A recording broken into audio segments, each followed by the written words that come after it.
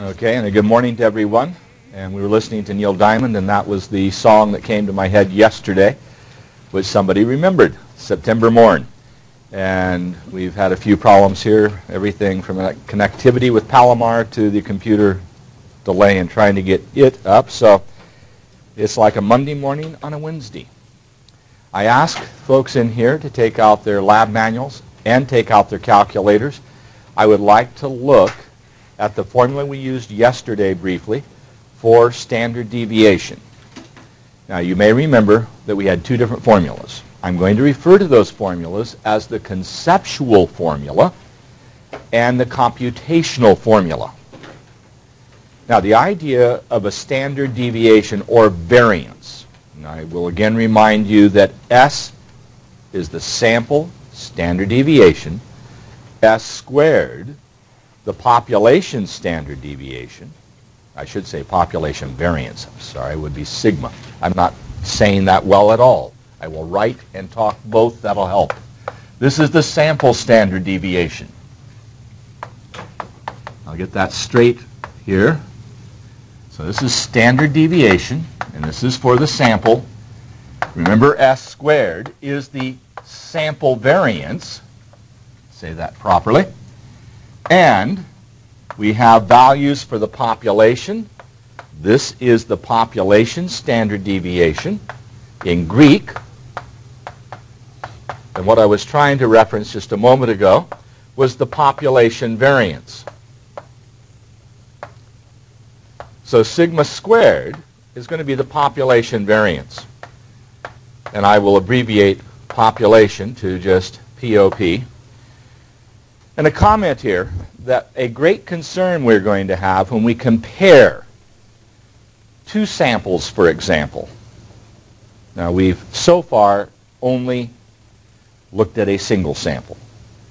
But I might look at two samples from two different continents. And I might want to know, is their population birth rate the same? Now a good contrast would be Europe and Africa. And it's fairly obvious from our data that those are distinctly different in terms of the mean birth rates for those two continents. But when I make that comparison, I'm going to make an assumption. And this, of course, is something that's very critical in statistics, the assumptions you make. The first assumption that I would be concerned about with what I've written on the board is that the two population variances are the same. They have the same spread. Okay? Now that is tied together with the second assumption about normality for the two groups. Now that second assumption we can sidetrack if we have large enough samples. Now what we saw when we took 18 means, we saw a somewhat bell-shaped distribution, even though when we look at the population birth rates, we will find that we don't have a bell-shaped distribution. Now, I referenced that last week as a central limit theorem statement. So the idea of having normality is not as critical when we start out if we have large sample sizes. The idea of population variances being the same is again one of those questions, is it critical? Well, in many situations we have reasonably small sample sizes. And when that happens, this question of equal population variance becomes very critical to us. The focus in this first two chapters is on the sample standard deviation and the population standard deviation because of what we looked at yesterday. That was the ER, empirical rule. Again, notice it was predicated on a bell-shaped curve within one standard deviation of the mean. Now, in terms of notation, that says we have mu plus or minus 1 sigma for the population values. But our argument there is that we will have 68% of our data in that interval if we have normality. Now, we have at two standard deviations, do you remember the number from yesterday? 95%. Remember, David Moore calls this the 68, 95, 99.7 rule. And that's the way I referenced it. That is technically in Chapter 3. But when we look at standard deviation, it's a rather meaningless task if we don't tie together the idea of normality and what we get out of that calculation. So we come back up here, then we have an interval of mu plus or minus 2 sigma. And if this bothers you as an interval, I remind you of the quadratic formula from algebra, where basically you had a plus or minus coming out of the quadratic formula. Okay? So minus b plus or minus square root of b squared minus 4ac all over 2a. You have in the quadratic formula the same kind of calculation. Then we have a third, which is plus or minus 3 sigma. Okay? And that gives you 99.7% of all the data in that interval. Now, we typically do not have the population values. So we look at x bar and s as representative of these population figures. So instead of doing this, we'll look at x bar plus or minus 1s, and we'll look at x bar plus or minus 2s, and x bar plus or minus 3s. Now, to the extent that we get the correct percents in these intervals, the 68, 95, 99.7, looking at our sample data and our sample statistics, we have a measure of whether or not we are meeting the criterion of a normal distribution.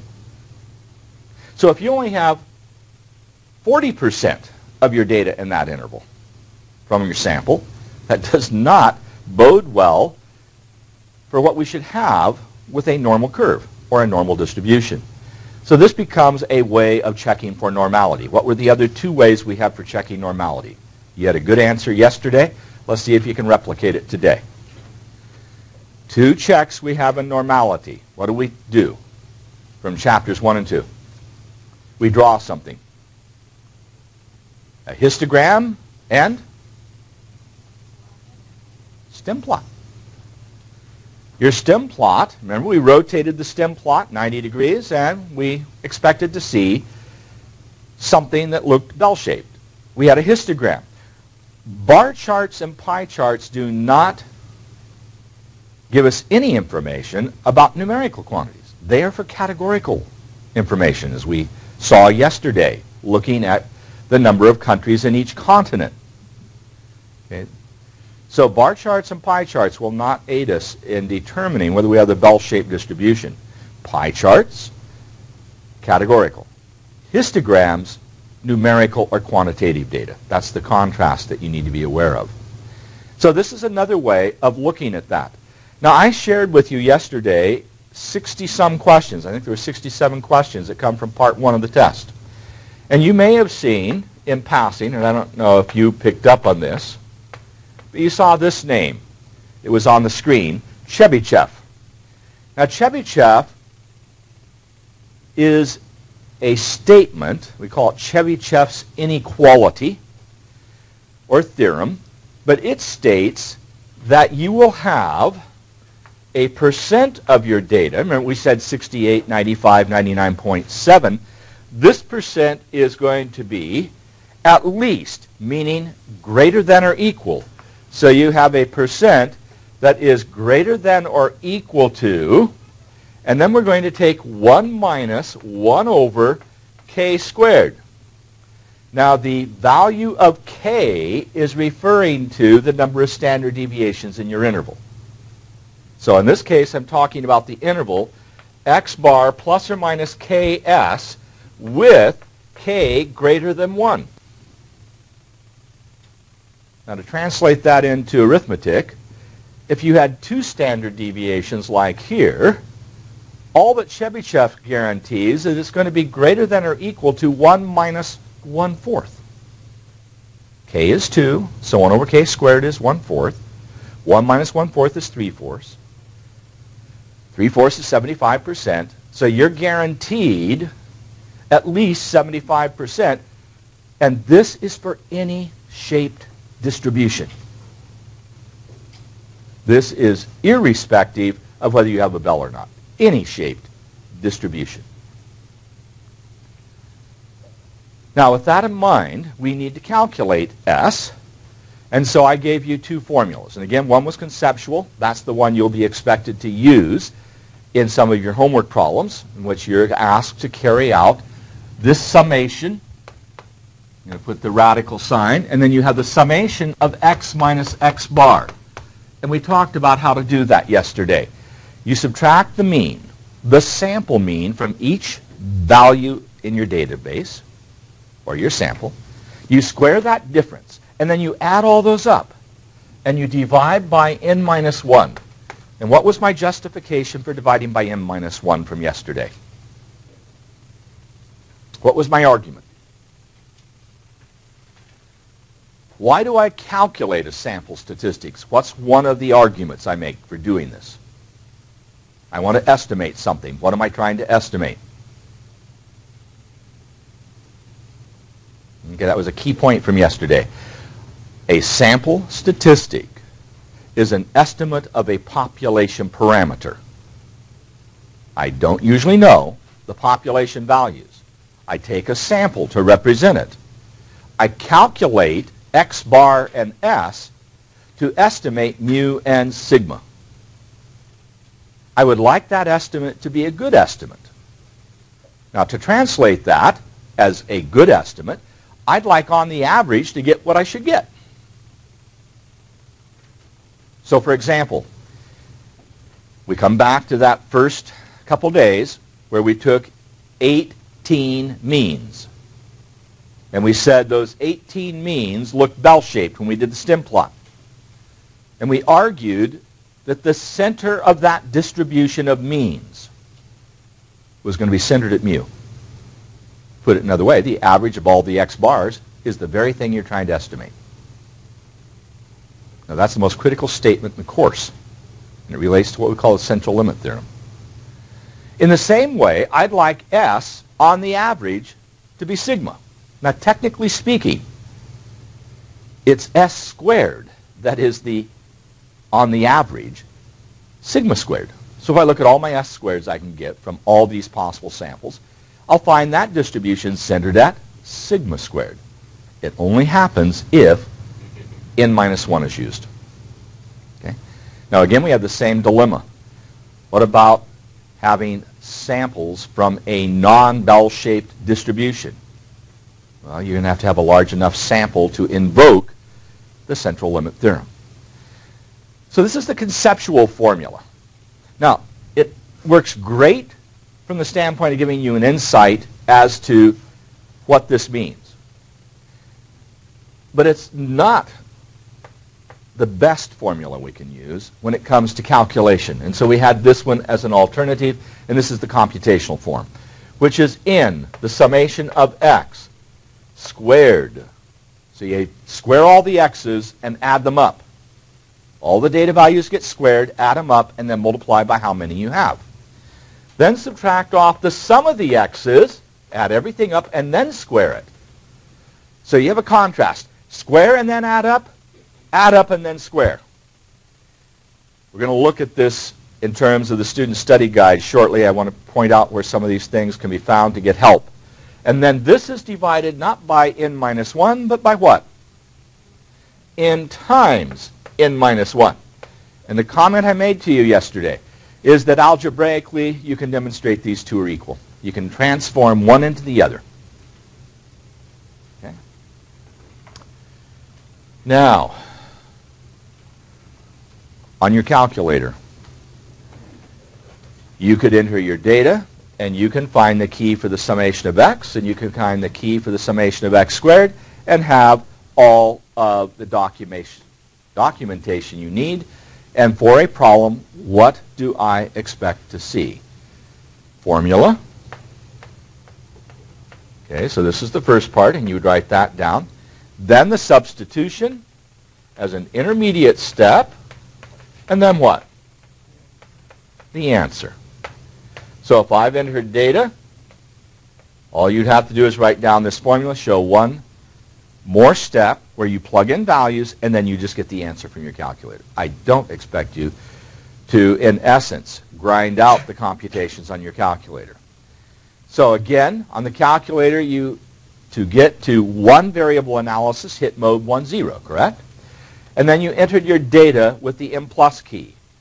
And so we're just going to do a very simple recalculation with a few values like we did from yesterday to make sure everybody can do this. Yesterday, not everybody had a calculator. You have 1 day of grace. Today, you should have the calculator and should be able to follow along. So we'll go through this one more time. So I'm going to come back center, Jennifer, for a moment with the calculator. And in the calculator, I'm going to enter some data. Yesterday, we entered the first 5 pieces of data. Let me change some buttons up here to get things where I need.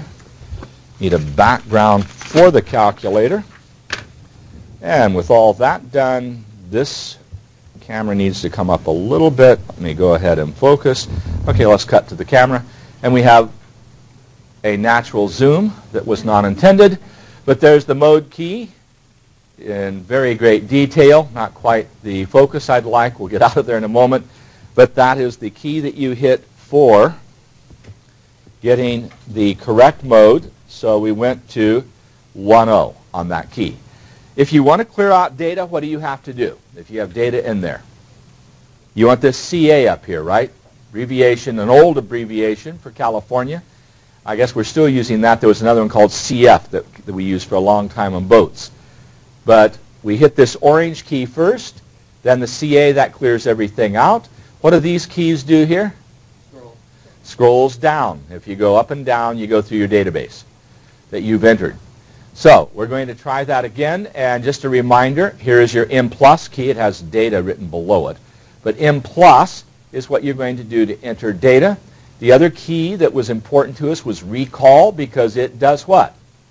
It recalls what's in green down here. So there's your X bar and your S sub X. So that's the form 5 key, giving you X bar and S sub X. And when was it appropriate to use X bar and S as a description of your data? When was it appropriate? In contrast to the 5-number summary. That's from yesterday again. What do you need in order to defend using X bar and S? The bell-shaped curve, the normality. If you don't have that defended, what is the more appropriate numerical description? 5-number summary. Okay? Now, I keep coming back to things we said yesterday. The point being, you need to reference your notes. You need to highlight them on a daily basis and try to be in a position to come back the following day and carry on a bit of a discussion. It's not take notes, walk out, forget, come back, take more notes, walk out, forget, and wait until the 5th week when a test comes to review everything. So I would like you to make a point on an evening basis, in addition to doing homework, looking at your notes and try to highlight what were some key ideas. Normality is a biggie. Okay? So with that in mind, we would enter data at the moment, independent of knowing whether we have normality, just because I want you to be able to determine the mean and standard deviation for a sample of data. Now, just a comment to you, in the stat graphics program, the mean is simply going to be called an average. But when you say average in the business community, there are 2 possible values that you can use, and both of them are called an average. One is the median, and one is the mean. Now, the median is used because it gives you a center for your distribution of data, and it is not sensitive to extreme values. It's determined by location only. So if you have extreme values in either end, the median is not sensitive to them. The mean is. Okay? Let's enter some data. The data I did yesterday, I'm just going to replicate what we did. And so up here at the top, of course, I've got to turn the calculator on. I'm a stat 0. That's what you should be seeing. Are we there? As you turn your calculator on. Now I'm going to take the same 5 pieces of data we did yesterday. I'm going to clear my memory out because I haven't eliminated that data. And of course, if I come back to the scroll key, I get nothing. There's nothing there. If you enter the first piece of data and you see a 19 like I did yesterday, that means there's still garbage in there. So I'm going to hit the 15.9. I'm going to hit the M+, and I have 1 piece of data in my data set. Then I'm going to hit the 17.3. There was a decimal involved. I hit M+ again. I have the second piece. The 17.5. Asking you to do the same thing. 18.1 and the 18.7. Now I have 5 pieces of data there. If I want to scroll down, first piece, 1 time. Second piece, 1 time. Third piece, 1 time. Fourth piece. Come on. What I didn't do is I hit a right key. So there's 5. Let me go back up. Okay, there was the third one. Down now the fourth one and the fifth one. I can clear and it's still there. You can turn off your calculator and it's still there. What you don't want to do is hit orange CA. And you don't want to hit mode 1.0 again or mode 1.1 because you'll lose your data. So with that said, I'm going to go down to the RCL key. Remember, this is the key right above 9. Recall is what it stands for. So I'm going to hit that key. And as I hit recall, and then I hit the 4 key, I'll get my mean. And so as I come up here to the top, it tells me that X bar is 17.5. Does everybody get that? After you entered in the data, did you hit equals? After I entered the data, I did not, coming off there for a moment, Jennifer, I did not hit equals. I simply went to recall and X bar. I don't have to hit equals. So I just hit M+ after I enter each piece of data. Now what I did was scroll down and then I cleared by hitting the on/C key to clear the screen, but the data was still there. Now I want what next? S sub x. And again, as yesterday, we said S sub x as opposed to S sub y because I could enter 2 different variables as ordered pairs. So as I come back to the calculator, again, I'm going to go down to the recall, and then I'm going to go down to the 5 key where I see S sub x. And when I do that and come up here, it says S sub x is 1.05. Now, one of the questions that you ultimately are going to ask, how many digits do I use? In the standard deviation, I typically try to go 4 digits after the decimal, but you don't need 9. Generally speaking, we will round off our data so it's workable at tenths or hundredths. Seldom will we be at thousands. So if you have tenths or hundredths, going to the 4th digit after the decimal is adequate. Okay. Now, how do I get the documentation for the formula that I just wrote on the board for standard deviation? I'm going to need to do some recalls, correct? So as I come down to the calculator and look at the screen, you'll find that down here on the plus/minus key, right above there is sigma x squared. I want that value. So I'm going to hit a recall key, find it, and then come down and hit this plus/minus key. And when I do that, up here at the top, notice it tells me sigma x squared is 1,535.65. That is what I'm going to substitute for sigma x squared. Now to get sigma x quantity squared, I'm going to slide down again and note that sigma x is down, I believe, at the period key. So I'm going to have to do a recall and the period key to get sigma x. So that's what I'm going to do.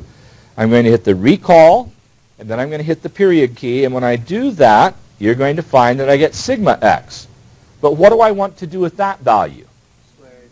Well, technically I want to square it. But if I go to the board, I'm not asking you to do that as far as squaring it. All I'm asking you to do is replace what's inside the parentheses with what we see in the calculator as we go back to that screen. Okay, so in terms of substitution, just to show you this step for this problem, n was 5, correct? And I need that value, which I'm going to write in just a moment. But let's go back to the calculator just for a moment there. And I have, that's 87.5, so I'd write an 87.5 quantity squared. I know I'm over 5 times 4. And what is that value, again, for sigma x squared? It was 1,535? 535.65. There's my substitution. Okay? And all you have to do then, recall Sx. You don't have to grind that out. You just recall Sx, and I believe that was at 105, correct? To the nearest hundredth for the moment, although I ask you to carry that out to 4 digits after the decimal. Are there any questions? Okay, now there are certain things that you should be able to do if you've had a stat course. This is one of them. Bottom line, walk out of here 15 weeks later after entering the course, you should be able to calculate x bar and s either without or with a calculator. That's an obligation. If you can't do that, you should not tell anybody you took stat. Okay, because you'll embarrass yourself. Now there's some other things you should be able to do, but this is bottom line. This is the bread and butter issue. First test, I'm going to test it. Make sure you can do it. Any questions? Now, we are going to do other things with the calculator. We don't justify this calculator based on just this one set of calculations. And things are going to get messier. But the structure is the same. Formula, substitution, and answer. The second day of class, I handed out a formula sheet to you that we will be referencing and using during the semester. Yes? Since you didn't square 87.5, would it also be correct to put 5 parentheses 5 minus 1? Okay, the question was as I go to the right side of the board. Here I did not substitute in just 5 minus 1. Guilty. I could have done that. I felt that 5 minus 1 is 4 was a little more meaningful to you. If you wanted to write 5 minus 1, I don't object. If you feel that that was a computation that I forced upon you from the formula. Okay, so that was an oversight on my part. Any other questions there? How did we get the poor man's standard deviation as an estimate of this? Tell me quickly, what did we do? Just as a review. Equal to the range divided by the square root of the number of samples. The sample size.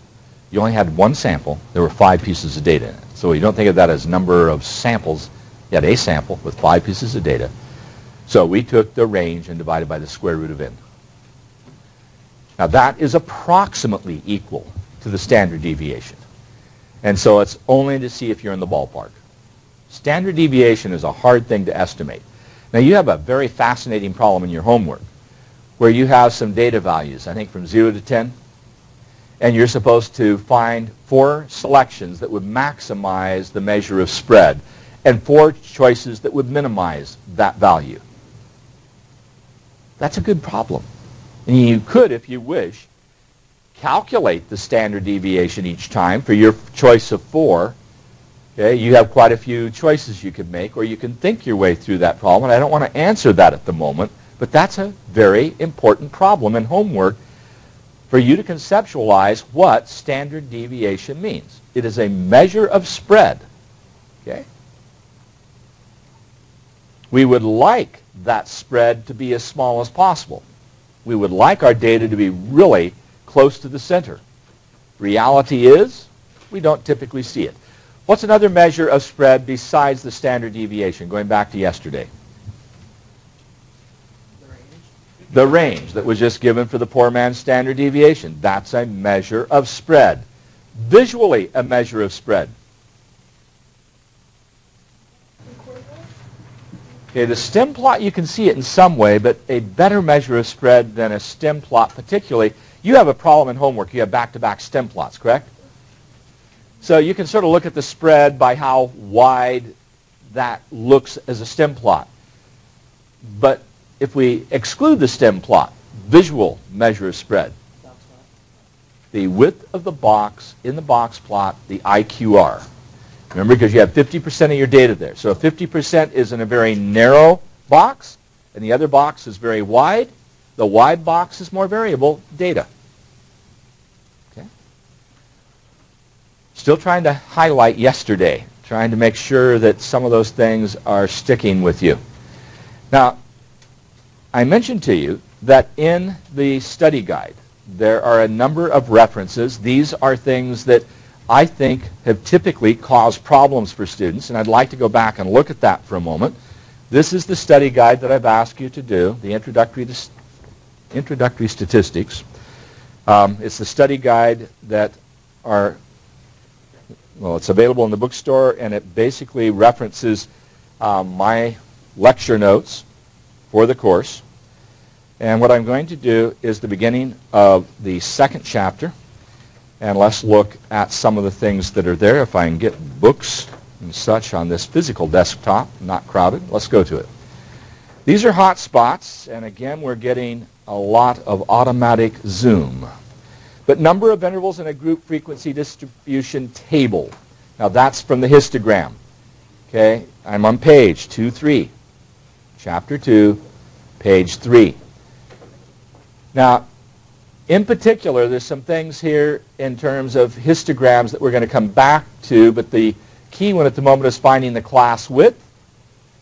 Okay, and then as we come down, I want to look at something else here at the very bottom. This is the number of degrees in each sector of a pie chart. And my point being here that pie charts and bar charts are something we still have to look at today in the first chapter. Your text does not do a very thorough presentation on pie charts. It's something that is, to a degree, pun intended, to a degree, relegated to spreadsheets. Excel, for example, gives you pie charts, as do any of the spreadsheets. Certainly in stat programs, we get spreadsheets, we get then related to that pie charts and bar charts, and that came as an automatic when we looked yesterday, and I'll come back to that in a moment. But just looking at some of the things, on page 2-5, here are your powers of 10 with the idea of deciding how many intervals you want. Okay, and that is in contrast to the square root of the sample size that sometimes is used. So the square root of the sample size could be an argument. So if I have 30 pieces of data, the square root of 30 is 5.5, roughly, and that would mean 5 intervals. Well, if you take 2 to the 5th, you get 32, and that's, again, 5 intervals, so it works pretty nice. But if I have 500 pieces of data, or say 600 pieces of data, that would suggest 25 intervals nearly. 25 squared is 625.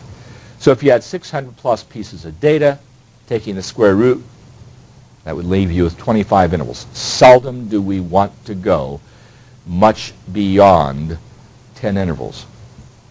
So if you have 2 to the 5th is 32, 2 to the 10th is 1024, and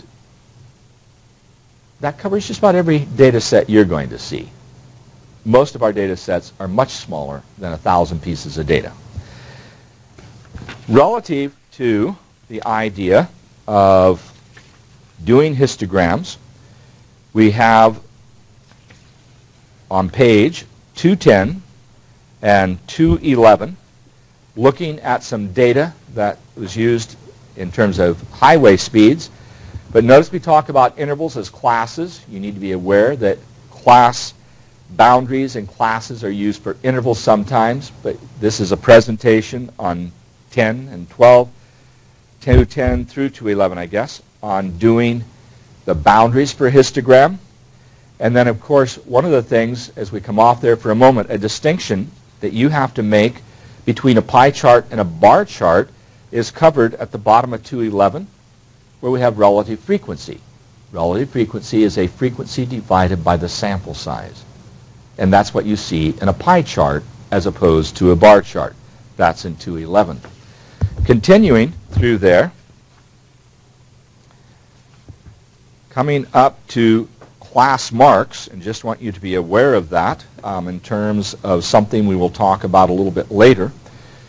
But the data in, and this is unfortunately not with boundaries, but what are called class limits, but the class mark is the center of each of your intervals. And that will be very important to us when we get to what we call the binomial distribution. And you may remember the binomial expansion out of your algebra class.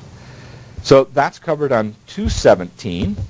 And as I go ahead and look at that the way it should look at in a histogram with class marks, here would be a more typical result in 218, where you have the boundaries the way they should be, meaning touching, contiguous, and there we have our class marks. Now, if you're wanting to know what would you do or why would you justify moving boundaries around, because you have choices. So I gave you as a criterion for your lowest value in your first boundary, taking the lowest data point, dropping the last digit by 1, and adding a 5. Now, you get your width, again with a particular rule. Take your range, divide by the number of intervals, and round off to the nearest tenth. That gives you some pretty clean boundaries, some very easy to calculate values. But if you look at the class mark you get, sometimes that's a mess. And so the idea is to try to find class marks that are very nice, namely something that's at a tenth or at a unit value, and that's what's illustrated in 218. If I get class marks that are messier than that, it is certainly a disadvantage. Two more things I want to show you, just from the standpoint, I'm going to reference very, well, not too soon, but shortly, another way of, I was going to say asserting, but in terms of determining, assessing, that you have a bell-shaped distribution is not just looking at the histogram, but to look at a cumulative relative frequency histogram called an ogive. So again, cumulative relative frequency histogram. Well, to put that in context, here's a histogram on page 222. Typical looking histogram, and notice the boundaries are very nice. They're at tenths and so on. Well, we take the class mark.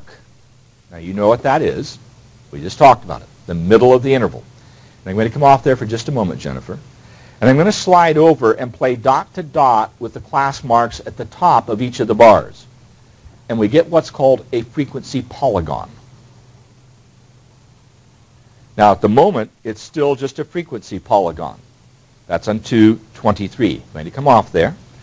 And I'm going to go one step further and make it a relative frequency polygon. And all I do is change the vertical scale. Remember, the vertical scale was frequency. Relative frequency is divided by the sample size. And I had 30, so as I raise that up, even the focus isn't as much as I want. You'll notice I divided each frequency by 30 because there was a sample size of 30. Okay, so that's a relative frequency polygon. The relative frequency histogram, in the same way as we look at the left axis here, is again, as I drop this down just a little bit, and I see that I again just have the frequency divided by the sample size to get a relative frequency histogram. Now, I mentioned to you what we're interested in is called a cumulative relative frequency. So instead of having your frequencies for each of the intervals, you have a subtotal. As you go down, that makes it a cumulative frequency. And you divide that by the sample size, and you get a cumulative relative frequency histogram. And at this point, I don't cover that in this particular reference, but I'm going to come now to the computer, and we're going to spend some time there because I want to look at that idea. So if you'll give me just a moment, I'm going to get out of the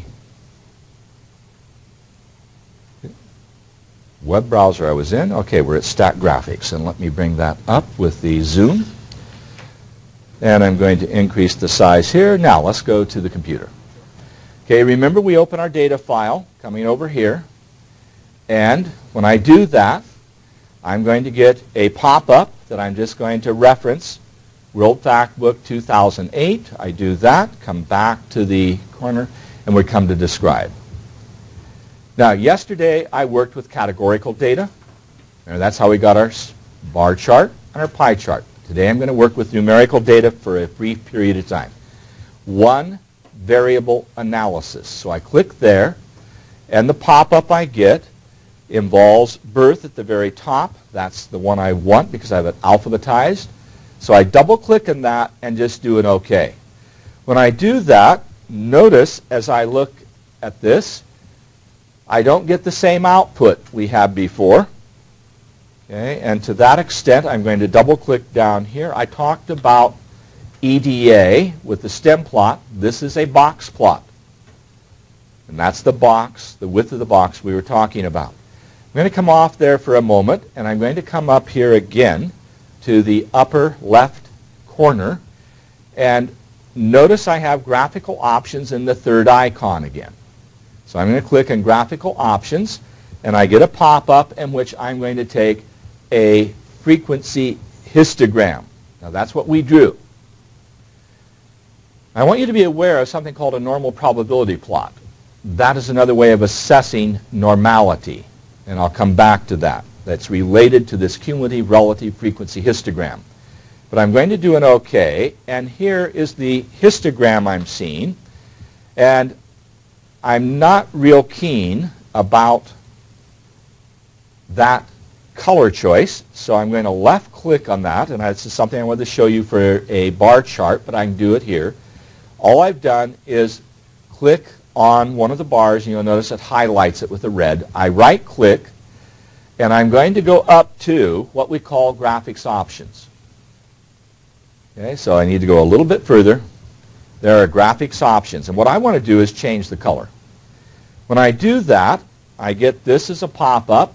Okay, and I'm going to focus now on the fill type.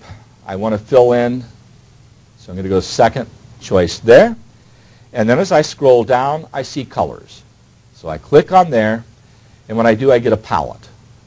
So I'm just going to take something that works pretty well in the projection of what we're doing. I'm taking the yellow, and I'm going to do OK.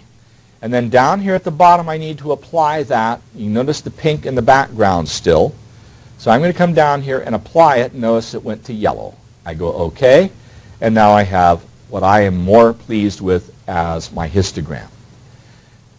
Now again, I'm going to come back to the corner here, and notice when I did this, as I look at the pop-up, I have frequency histogram. I want a cumulative frequency histogram.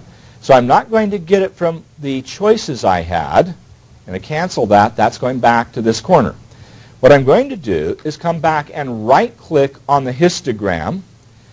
And I'm going to go to graphics option. I'm sorry, I said that and didn't mean to do that. I'm going to go back to pane options. So my choice here is pane options. Now that's not P-A-I-N. This is a window pane. And when I do that, as I look at the right lower hand corner, I see the histogram, and now that we've looked at the study guide, you understand what the polygon is. But this time, I want relative and cumulative. So that's the cumulative relative frequency histogram that I'm making the choice for, and I'm going to do an OK, and this is what you see. That is a cumulative relative frequency histogram. And this is how we assessed normality a few decades back before computers. In fact, not all that far back. As we look at this for a moment, I want you to note the midpoints, the class marks. And if you played dot to dot with those midpoints, how would you describe that curve? Remember, this one down here is at the zero base. So your first one's down here. Describe the curve you get. a letter of the alphabet. What letter of the alphabet? Or for those of you with the calculus background, how about an integral sign? It looks like an S.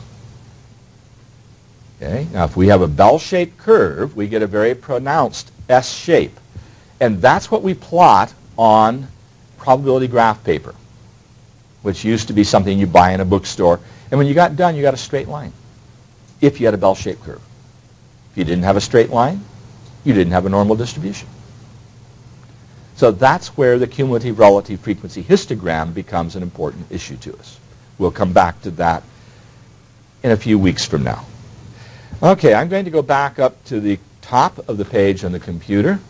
So we come back there, and I'm going to look at describe. Remember yesterday we went to categorical data, and I went to tabulations. And when I did that and selected birth as my choice here, so I'm going to come up a little bit. Again, double-click on birth and do an OK. And notice when I do that, and that's taking a lot longer than I wanted. Okay, I did something in error because that did not work. Give me a moment as I come off there.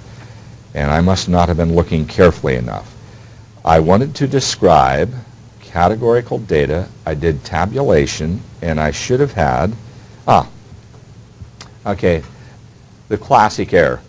I just had done birth, and if I'm going to do a pie chart, I should have done categorical data, so instead of birth, I should have selected continent, the category. That was just blatant stupidity. Okay, now I do that, and there is my bar chart and my pie. Bar chart and pie chart. Let's look at the bar chart. In the directions from yesterday, if you tried working with this, I'm going to scroll down just a little bit. I wanted to have you place the frequency for each of these continents as part of the bar. So the question is, how do you do that? Okay, so this is pink, and I'm not real excited about the pink, but I'm going to come back up to right here, the fourth, fifth icon. And you see an ABC that says add text. Okay, I want to add a number in there.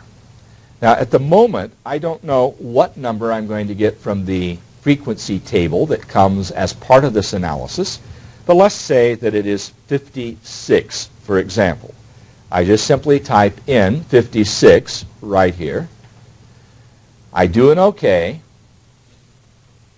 And when I do that, the 56 goes here at the top of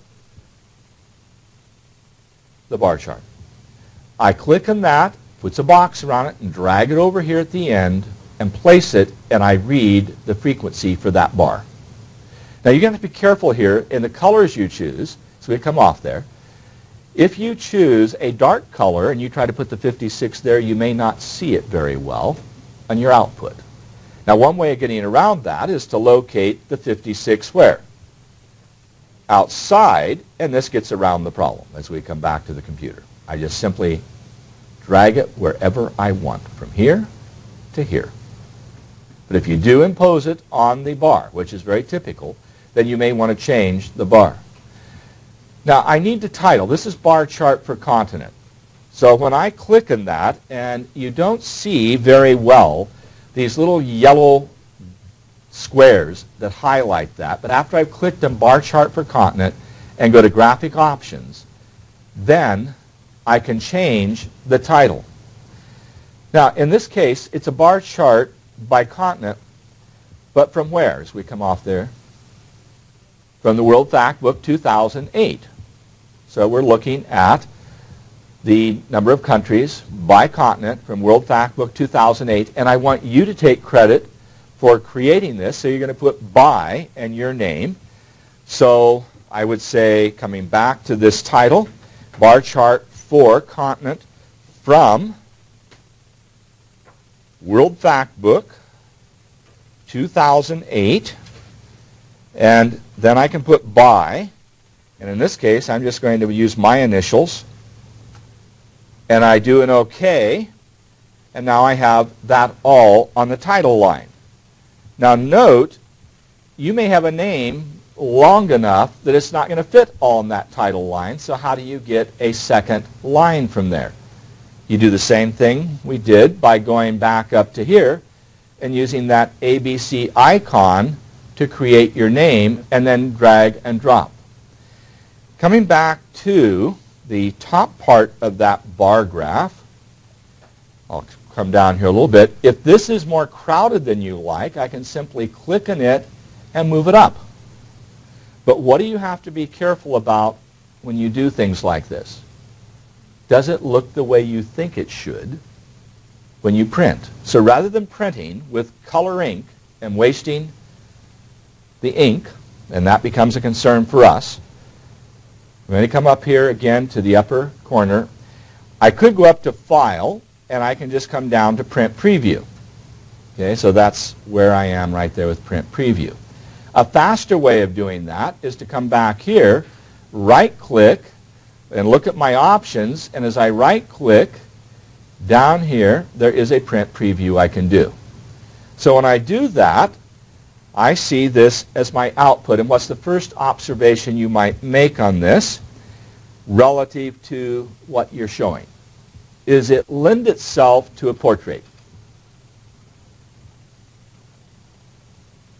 Okay, I'm not getting any response, so let me close out of that for a moment. Jennifer, just come off there for a moment. What I'm going to do is go up to the File at the top, and I'm going to go down to Print Setup. And if I go to Print Setup, as I've just done, and you look at what I get for a pop-up, as we come back to the computer, I'm going to see Portrait and Landscape as a choice. I'll zoom out so you can see what that whole pane looks like. And I'm just going to click Landscape, do an OK, and then I'm going to right-click, come to Print Preview. And now it's in a horizontal form. That shows the differences a little bit better than it did vertical. So you sometimes have to make a judgment of what works best, portrait or landscape. And your presentation is what you're interested in. Now as we come back to this, I have a boundary or a border that's a little bit too wide. So how might I deal with the borders and make those less of a problem? Okay, so as I look at this, I'm going to close that out. And what I would like to do is see if I can get less space on these borders. So I'm going to go up to now Page Setup up in the left-hand corner. I went to File, and now I'm going to come down to Page Setup. And as I do that, I'm going to find at the very top I have choices on boundaries, and I have these at 1/10 of an inch, and I might want to make those a little bit smaller than what I have there. And then down here at the bottom of the page, you have something I want you to be aware of, and that is vertical and horizontal scaling. I want it 100%. The default in Stack Graphics here is 50%. Make sure it's 100%. Okay? So that you fill up the page. So I'm going to see if I can go ahead, and I'm going to make this 001 at the top. I'm going to make this 00. Whoops, didn't make 001. Trying to see if I can get these boundaries really small so that the margins don't take up so much space. One more entry, and let's see if that improves the situation. And now I'm going to go to Print Preview and see if I have a little better situation. It's still a lot wider than I'd like. And so one of the things you may find is just coming, remember an old click and drag that you may have seen? I'm just going to click and drag that way, and I can come over here and click and drag down here and move it over. Maybe a little bit overkill on the right. So if I've got my margins minimized, now let's see if that Print Preview looks better. Yes, it does. See what I did? I just clicked in a corner and dragged the corner out. So I want your presentation to look impressive. I'm going to double click on this histogram and point out to you that I have a frequency table, and I was guessing totally, and I guessed well. I had 56 for the frequency of Africa. Now, I'm going to ask you to make some choices here as we come off there. In the lab manual, and I want to show you something that is at the top of your discussion questions. This is something that seems to be simply overlooked. I'm on page 27 of the lab manual, and I need to come off the document cam. And at the top it says, in 1 through 3, specify which graph, meaning bar chart, pie chart, was used to answer the question. You have to make a choice, and that's for each of the first 3 questions. Remember that you also have to make a selection for yourself. Which do you prefer? Bar chart and pie chart. And I expect some reasonable justification for why you prefer one over the other. And I don't want you to sort of sit there on the fence and say, well, they're both nice. Why do you want one over the other? If you had to make a preference, choose. It's neither right nor wrong, but I want a choice made and defended. The big difference between the two is that a bar chart typically includes frequencies. A pie chart includes relative frequencies called percents. That's the distinction. Question, can you distort the presentation on a pie chart? That's rhetorical to a degree. And in the same way, can you distort a presentation with the bar chart? Think about that. The key phrase is truncating bar charts by eliminating the zero baseline and making it convenient to use less space. If you think about that, you have an answer as to why one might be preferred over the other. Tomorrow we're going to answer homework questions. That'll be where we start tomorrow. I'm out of time, so we started with Neil Diamond with September Morn. And what are you closing with?